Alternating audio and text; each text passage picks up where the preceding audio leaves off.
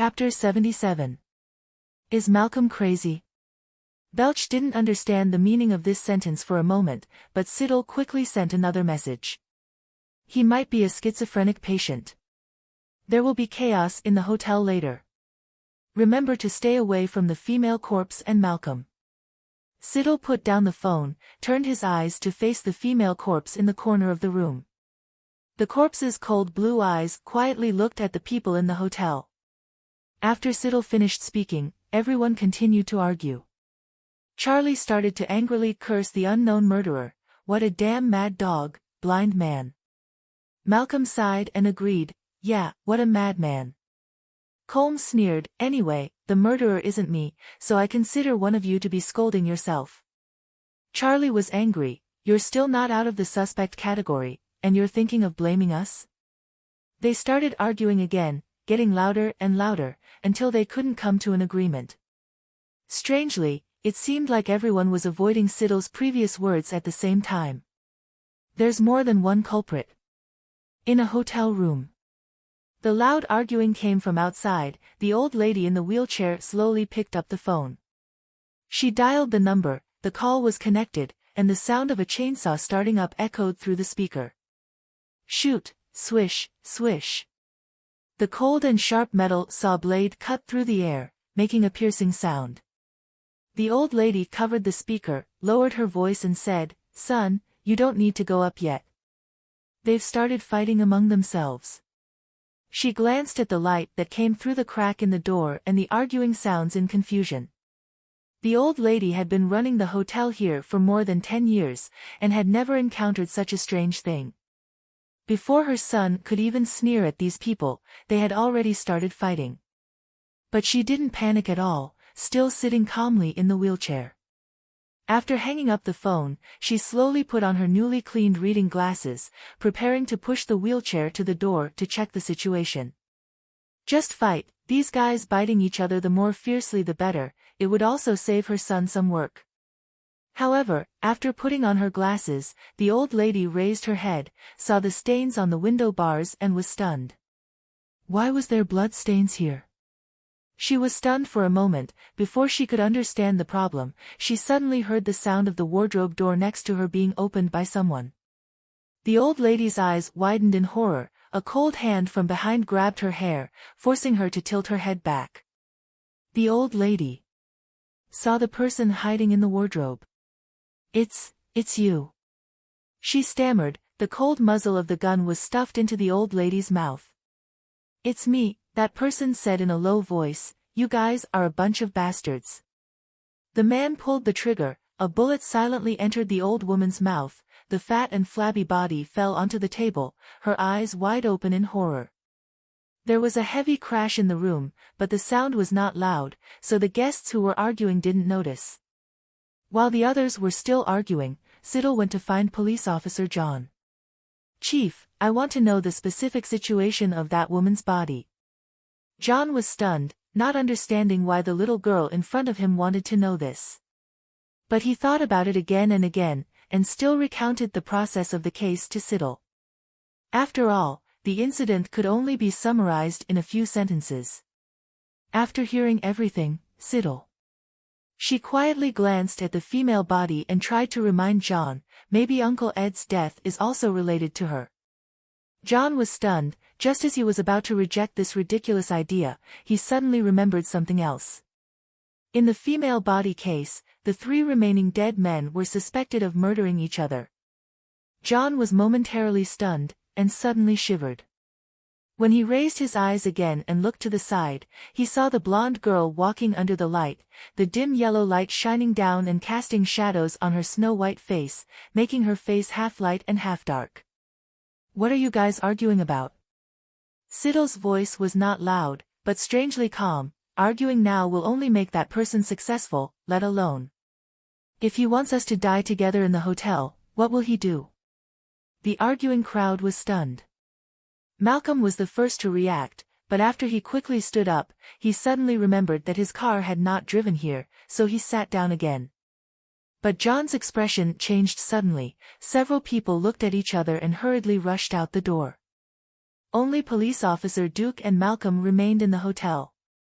Siddle put on a raincoat and walked out behind the others. Belch quickly took an umbrella and followed. After checking their car, Charlie and his wife and police officer John were both horrified.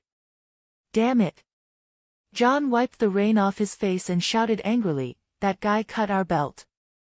Courroie, also known as belt, means transmission belt, and is an important accessory for industrial transmission.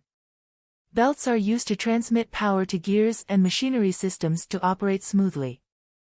Siddle was holding an umbrella, and before Belch could open the hood, she calmly said, "Just check the belt." Belch.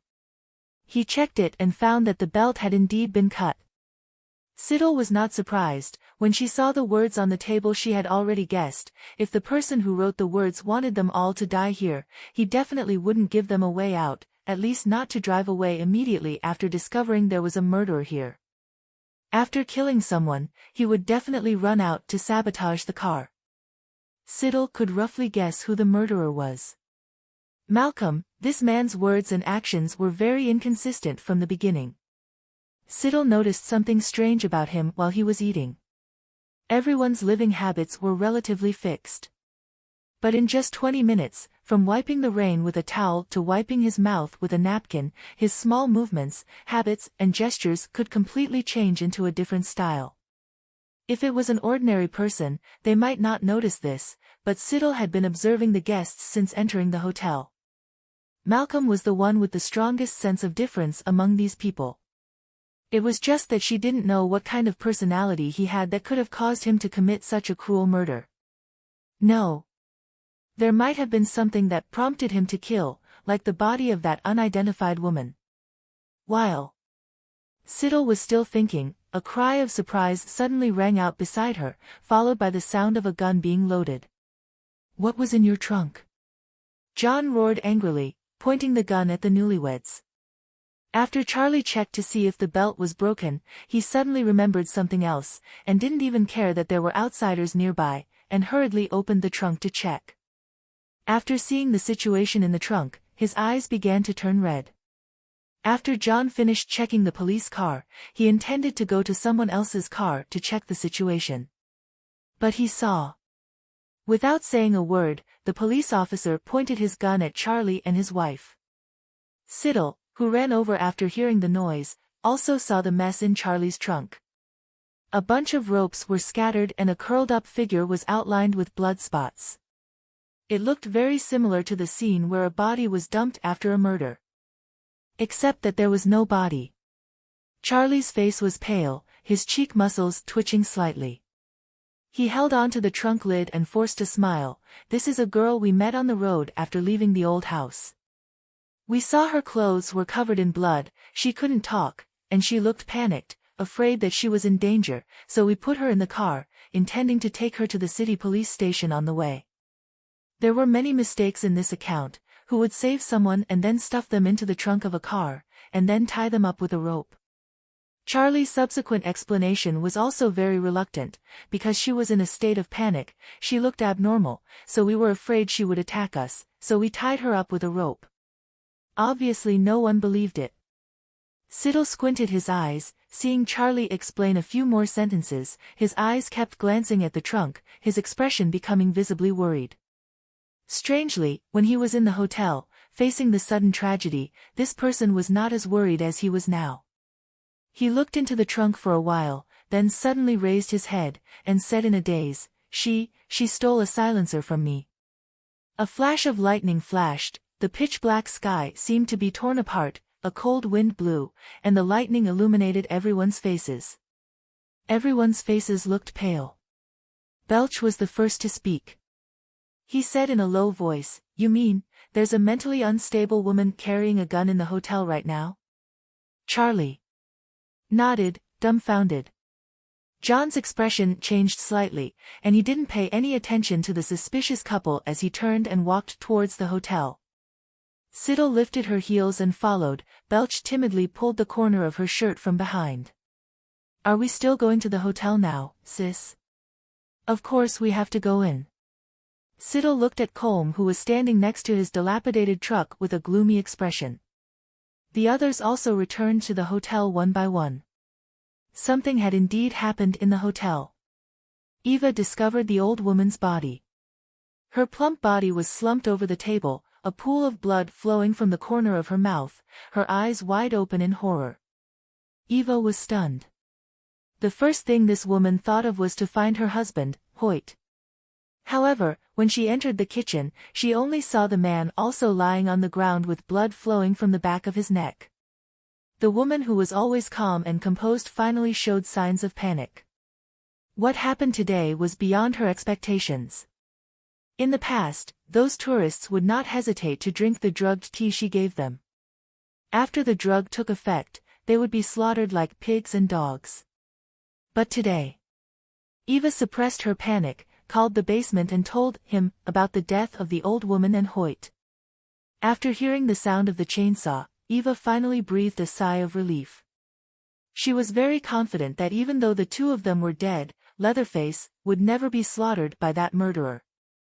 After all, in this town, the person called Leatherface had been slaughtering people for more than 10 years. Eva believed in him and the chainsaw in his hand. The woman thought so and remembered that there were police outside.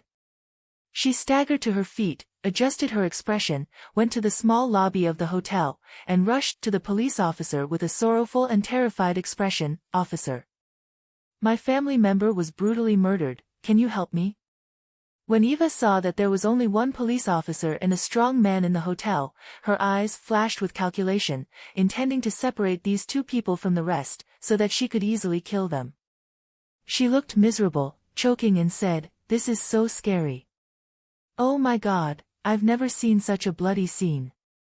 The murderer must have run into the town behind the hotel." Eva shouted, "I saw his back running away. Officer, you must help me." Duke asked in a daze, "Did something happen to your family?" After Eva nodded, Duke glanced out the window. John and a few others were standing in the rain, seemingly discussing something. He pondered for a moment and then stood up. "I'll go with you to check the condition of the body first." Eva nodded gratefully, then she looked at Malcolm beside her. "This gentleman, can you come with us? I'm afraid the police officer checking the scene won't be able to protect my safety at the same time." Malcolm was staring blankly at the woman's body. When he heard Eva calling him, he seemed to suddenly wake up from some kind of trance. His eyes moved slightly, looking at Eva and Duke, revealing a strange smile. "Of course, protecting women is what I should do, please rest assured." The three of them walked towards the hotel's inner room together. When Siddle returned to the hotel, she saw only empty tables and chairs. The hotel owner stood next to the police officer John, recounting her family's misfortune with a pained expression. When the police officer and that gentleman saw the body, they seemed to have found a clue about the murderer, and they chased him towards the small town behind. Duke and Malcolm chased the murderer together. After learning that 2 members of Eva's family had died from gunshot wounds, the rest of the people immediately thought of the woman who escaped from Charlie's trunk. Now that the 3 of them were dead, the car was damaged by someone, and the situation was chaotic. No one was in the mood to argue anymore. At this time, a cold, hoarse voice suddenly rang out, "My car isn't broken yet, I can take everyone to the town near my house to buy a belt." The one who spoke was Colm. Penelope frowned slightly. "Why didn't the murderer touch your car?" Colm shook his head. "Actually, I was out for more than a moment. I was driving home, but the road was still blocked by mud and water, the car couldn't get through, so I went back to the hotel. That time was about 10 minutes, my truck wasn't parked here, so the murderer couldn't do anything." He laughed, his ugly face slightly twisted, the emotions in his eyes unclear. "How about it? I can take a longer detour home, everyone get the belt and come back to fix the car. It's just that I've never been that way before, I don't know if there's anything on the way." John first asked the landlady Eva if there were belts sold in town. After receiving Eva's negative answer, he didn't immediately agree with Colm but looked at the town outside the hotel with a worried look. On the contrary, the newlyweds quite agreed with Colm's method. Charlie was hugging Penelope and whispering something. John touched the gun at his waist. Just as he was about to make a decision, the girl's cold and decisive voice suddenly rang out beside him. "I'll go into town later." Siddle threw the umbrella into Belch's hand. rolled up the sleeves of her raincoat, revealing her slender white wrists, and turned her wrists a few times. "You wait here." John was stunned, and took out his phone. "I can contact Duke directly." "Police officer." The blonde girl lifted her long hair, smiled faintly, and glanced at him with her blue eyes. "You probably can't contact him now." John thought that Siddle was going to call Duke and Malcolm back, but what Siddle was thinking about was not those two people, but the little boy who had passed by the window earlier. Besides this small town, there was no other place where humans could live recently. The child also lived in this small town, but at this time, a crazy woman with a gun, a dangerous man suspected of being schizophrenic, and a police officer who looked like a cannon fodder had broken into the town. Beep beep beep. As expected, John's call was unsuccessful. No one answered the phone. He hung up the phone dejectedly, his face ashen. "Then I'll be alone." "Ah, it's fine." Siddle put on his raincoat hood, squinting slightly at the people in the hotel. "You still have to stay here to protect them, right?" John looked at the girl's suddenly sharp aura and cold eyes, stunned for a moment, knowing that she was telling the truth. He could only say, "Then we'll wait here for you now." He was a little confused, and couldn't help but guess what kind of person this girl was. Could she leave town safely? Seeing that only one girl entered town, Eva felt a little worried. She said softly, "It's not very safe for you to go in there alone. You know, there used to be a legend in this town. It was said that there was a terrifying murderous demon here. His personality was strange. He liked to kill people with a big chainsaw. He would even skin the corpses and sew it onto his face." Eva's intention was to scare this girl. After all, she looked slim, fair, and delicate. One could tell at a glance that she was a spoiled child. It would be best to let her bring a few more men into town, otherwise she wouldn't be able to deal with a bunch of adults here, and she was also worried that Leatherface wouldn't be able to kill them. However, the blonde girl looked over in surprise, but what she said wasn't the weak and scared words that Eva wanted to hear. She tilted her head, smiling with amusement. "A chainsaw. I'm very familiar with that." Siddle had seen people helping each other commit crimes, but she had never seen anyone actively handing over intelligence to the enemy. She glanced at Eva a few times with a strange look, made a gesture of thanks, and smiled gently. "Thank you for reminding me." Now she knew what was in town. Eva, her lips moved slightly, feeling that something was wrong. John, Charlie, and the others frowned unconsciously. What kind of person could be familiar with something like a chainsaw? But this little girl didn't look like someone in that profession. Colm was still sitting in the corner, but he lowered his head, not knowing what he was thinking. Belch held an umbrella and stood to the side quietly like a quail, not daring to say a word. Suddenly one person died, then a second person, a third person. During the whole process, Belch was in a state of confusion but still kept a serious expression because of what Siddle had said before. But in his heart, he was about to cry from being scared. Seeing Siddle suddenly intending to leave, he wanted to follow, but she forced him to stay here, so he could only stand there silently. Holding an umbrella in his hand, his heart trembled, and he had to pretend to be indifferent.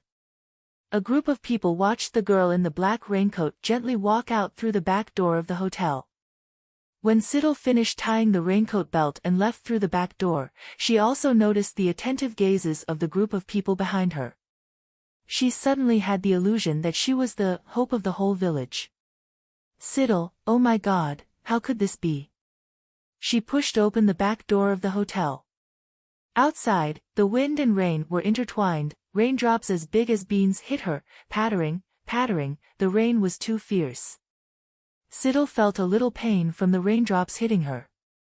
She touched the area below her shoulder blades, pursed her lips, and missed her sleeveless fur coat in the car a little. Siddle knew Belch probably couldn't handle the people in the hotel, but what she said before leaving was also true.